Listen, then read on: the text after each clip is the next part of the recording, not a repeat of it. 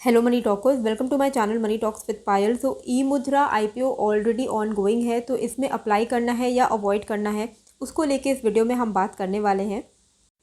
So basically in short अगर हम इसको देखें तो डिजिटल सिग्नेचर सर्टिफिकेट्स जहाँ जहाँ यूज़ होते हैं उन सबको ये केटर करती है। उन सब मार्केट स्पेस में इनका 38% का मार्केट शेयर भी है और लाइसेंस सर्टिफाइंग अथॉरिटी है ये इंडिया में, लार्जेस्ट लाइसेंस्ड सर्टिफाइंग अथॉरिटी।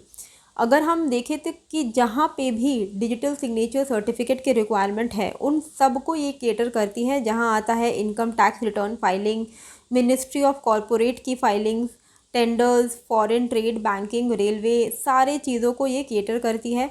बहुत क्लोजली ये काम करती है गवर्नमेंट ऑर्गेनाइजेशंस के साथ एंड बैंकिंग कस्टमर्स, जैसे कि पब्लिक में इनके 20+ कस्टमर्स हैं, प्राइवेट सेक्टर बैंक में भी इनके काफ़ी अच्छे खासे कस्टमर्स हैं, स्टेट गवर्नमेंट के भी इनके कस्टमर्स हैं। ओवरऑल ये प्रॉफिट मेकिंग कंपनी है, लेकिन अगर आप यहाँ पे देखोगे तो 2019, 20 एंड 21 में इनका प्रॉफिट कंसिस्टेंट रहा है, इंक्रीजिंग नहीं रहा है, 17 करोड़ पे स्टैगनेंट रहा है। ओके, तो ये इसको हम क्या बोले, इसको एक तरीके से हम बोलते हैं कंसिस्टेंट भी है लेकिन कंसिस्टेंटली ग्रोइंग नहीं है, स्टैगनेंट है।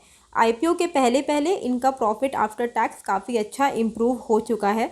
अदरवाइज एक तरीके की consistent stagnant profit making company ये फ़िलहाल है, पर इंटरेस्टिंग स्पेस में ये काम करती है। इनकी कोई लिस्टेड पीयर नहीं है, और जो आपको भी पता है कि डिजिटल सिग्नेचर आजकल और आगे अगर हम फ्यूचरिस्टिक एस्पेक्ट से भी देखें तो काफ़ी ज़्यादा यूज़ और ज़्यादा होने ही वाला है, और इनका मार्केट जो कैप्चर है वो काफ़ी अच्छा है, 38% का। तो ये एक पॉजिटिव पॉइंट है। As per the valuations post issue FY21 इनका अर्निंग पर शेयर है 2.19 और प्राइस टू अर्निंग रेशियो निकल के आ रहा है 116 का। रिटर्न ऑन नेटवर्थ है 16.26% का। नेट एसेट वैल्यू है 20.02 रुपीज़। तो प्राइस टू अर्निंग इनका 116 है। कोई भी लिस्टेड पेयर नहीं है जिसके बेसिस पे हम जज कर पाए कि ये सस्ती है या महंगी है, क्योंकि इसके कंपटीशन में कोई भी लिस्टेड पेयर नहीं है। और शायद यही रीज़न है कि ये एक प्रीमियम वैल्यूएशन पे कंपनी अपने आईपीओ को लेके आ रही है। अगर कोई लिस्टेड पेयर नहीं है और तब ये कंपनी प्रीमियम वैल्यूएशन डिमांड कर रही है तो कोई प्रॉब्लम नहीं है। लेकिन अगर आप हम सिंपली ऐसे on the face of it अगर देखते हैं प्राइमा फेशी, तो थोड़ी महंगी लगती है। 116 का पीई सस्ता तो नहीं है, तो ये आपको चीप वैल्यूएशन पे नहीं ला रही है, प्रीमियम वैल्यूएशन पे ही ला रही है। पर क्योंकि इनकी कोई भी कॉम्पिटिटर नहीं है लिस्टेड, तो हो सकता है कि ये आगे जाके भी कुछ रिटर्न्स आपको दे दे। अगर हम इसके प्राइस बैंड की बात करें तो 243 से 256 का इसका प्राइस बैंड है, और ये इशू 24 मई यानी कि कल क्लोज हो जाएगी। फेस वैल्यू इसका 5 रुपीज़ का होने वाला है।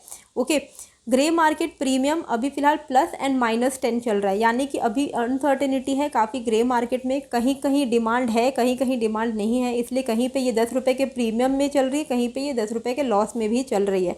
तो ऐसे में क्या है कि अनसर्टेनिटी काफ़ी ज़्यादा है, और अनसर्टेनिटी का रीज़न ये भी है कि मार्केट ही अनसर्टेन है फ़िलहाल। ओके, फ़िलहाल अगर हम यहाँ पे सब्सक्रिप्शन अगर देखते हैं तो रिटेल कैटेगरी ओवर सब्सक्राइब हो चुकी है। बाकी एनआईआई कैटेगरी 8% फिलअप हुई है एंड टोटल में 71% फिलअप हुई है। क्यूआईबी का जो आपको रियल पिक्चर है वो लास्ट डे को ही देखने को मिलेगा।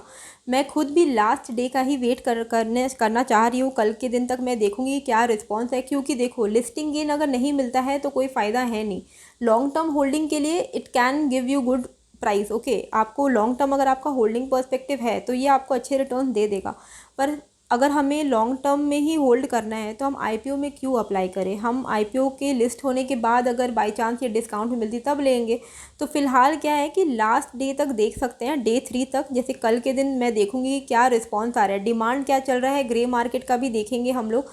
अगर लगता है कि डिमांड में अच्छी खासी बढ़ोतरी हुई है तो फिर हम इसमें लगा सकते हैं लिस्टिंग गेन के लिए, क्योंकि अभी क्या है ग्रे मार्केट में भी आपको रियल पिक्चर देखने को नहीं मिल रहा है। प्लस माइनस 10 है, यानी प्रॉफिट भी हो सकता है, लॉस भी हो सकता है। अदरवाइज एक न्यूट्रल तरीके की एक आईपीओ है। ऐसा नहीं है कि मस्ट अप्लाई है और ऐसा भी नहीं है कि मस्ट अवॉइड है। अगर आप इसको लगा लेते हो और बाई चांस लॉस हो भी जाता है तो भी ऐसा नहीं है कि ये सिर्फ लॉस ही लॉस होते रहेगा, आपको प्रॉफिट हो जाएगा। लेकिन अगर आपका होल्डिंग कैपेसिटी है तो लॉन्ग टर्म में तो आपको ये मिल जाएगा प्रॉफिट, क्योंकि कंपनी का जो बिजनेस मॉडल है वो फ्यूचरिस्टिक है और डिजिटल सिग्नेचर के जो स्पेस है वो आगे जाके और इंक्रीज़ होगी, तो इसमें कोई डाउट नहीं है। पर लिस्टिंग गेन वालों, जो लोग जो सिर्फ लिस्टिंग गेन पर्पज़ के लिए अप्लाई करते हैं, बेटर है कि कल तक हम वेट कर लेते हैं चेक करने के लिए कि क्या कहाँ अप्लाई करना है नहीं करना है। फ़िलहाल क्योंकि retail category already over subscribe हो चुकी है तो इसका जो IPO प्राइस है उसके कट ऑफ पे ही अप्लाई करना रहेगा, ताकि आप इसमें आपको अलॉटमेंट मिल जाए, यानी कि 256 रुपीज़ के कट ऑफ पे ही अप्लाई कीजिएगा। अगर हम इसका टोटल जो ओवरऑल इशू साइज़ देखते हैं 412 का, उसमें से 161 करोड़ का इनका फ्रेश इशू है, बाकी 241 का ऑफर फॉर सेल है। 161 करोड़ का जो फ्रेश इशू है उसमें से ये अपने 35 करोड़ के आसपास का जितना भी डेट है वो क्लियर कर देगी, यानी कि बोरोइंग्स को रीपे कर देगी, वर्किंग कैपिटल को फंड करने वाली है, साथ ही कुछ अपने डेटा सेंटर्स को सेटअप करने वाली है, कुछ कैपिटल एक्सपेंडिचर भी करने वाली है। तो काफ़ी सारे इनका जो एम है वो काफ़ी अच्छा है इस IPO को लेके। तो वो मुझे लगता है कहीं ना कहीं लॉन्ग टर्म में अच्छा रिटर्न ये दे देगी, लेकिन शॉर्ट टर्म में और लिस्टिंग गेन के लिए क्या मिलेगा क्या नहीं मिलेगा उसके लिए कल हम वेट कर सकते हैं और फिर डिसाइड कर सकते हैं कि अप्लाई करना है या नहीं। अगर आपने ऑलरेडी अप्लाई कर लिया है तो आपने कुछ ख़राब डिसीजन नहीं लिया है। ओके, आपको होल्डिंग अगर आपको नहीं मिलती है प्रीमियम वैल्यूएशन पे लिस्टिंग, तो भी आप इसको होल्ड करके रखिएगा, लॉस में मत बेचिएगा, ये आपको प्रॉफिट दे देगी। तो अगर आपने ऑलरेडी अप्लाई कर लिया है तो भी कोई टेंशन वाली बात नहीं है, कंपनी में बुराई नहीं है, कंपनी अच्छी है, प्रॉफिट मेकिंग है, यही सबसे बड़ी बात है। आई होप आपको वीडियो अच्छी लगी है, कैसी लगी है मुझे कमेंट करके ज़रूर बताइएगा। आपने अप्लाई किया है या नहीं वो भी मुझे कमेंट करके ज़रूर बताइएगा। नए हो तो सब्सक्राइब कर लीजिएगा। मिलते हैं फिर एक नए वीडियो के साथ। Thank you.